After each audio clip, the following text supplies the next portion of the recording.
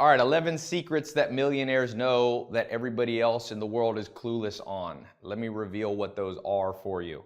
You know, I love books. It's a good book, really good book, good book. All these books about, you know, how to make more money, financial freedom, wealth, and all that. And one of the most common questions I get is like, Ty, you know, what is it? If you had a list, like here, like if I would put down 11 secrets, what would they be? And I've thought through those long and hard.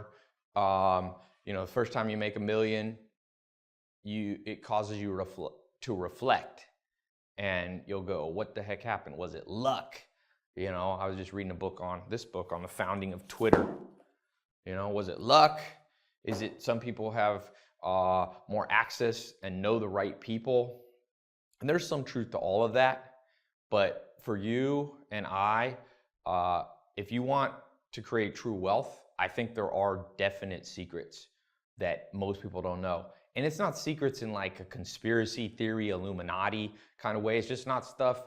Think about back at your school, what you learn. You never learn the stuff that you really need to know. So let me try to lay out a few of them.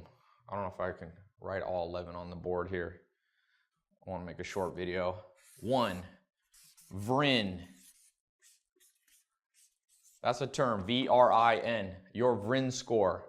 This is a huge predictor of your wealth.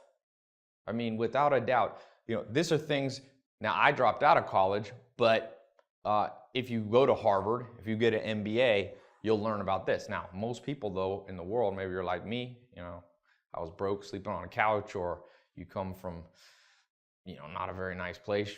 You born in the, what do they call it? The lower class. You know, I was born to a single mom. Wasn't born with a silver spoon in my mouth. And this VRIN score is something that I didn't learn for, you know, till I was in my 20s. But once I knew it, it made all the difference in the world. And so you got to know your VRIN score, you know, which is basically value, rare, inimitability, and non-substitution. Now, I don't know if I'm going to explain all those, but I want to just give you the high-level one, and then I'll show you how you can learn all of them if you want to know. Number 2, there's a wealth index. A guy did a very famous study and wrote a book called The Millionaire Next Door, where he studied self-made millionaires across the United States. And his conclusion, or one of his conclusions, was that you can look at people's wealth index. So you basically take your age, all right? It's a factor of your age, your net worth, meaning how much money you have in your bank account and all the things you own minus your debts. And it needs to be at a certain level of the ratio. Okay, so it's not an absolute number. So you can have a high wealth index even if you only make, you know, $2,000 a month, even if you only have $500 in the bank account. Wealth index is an index of how well you accumulate.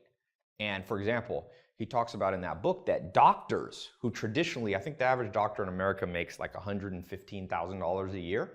So high income, okay, doctors, but doctors are notorious for having a low wealth index score for various reasons. One of them is when you're a doctor, you got to kind of look like you're a doctor, so they have a lot of expenses. So they have their wealth index measures them, the average doctor, to have below average accumulation habits. So you got to accumulate. It's not how much you make, it's how much you keep.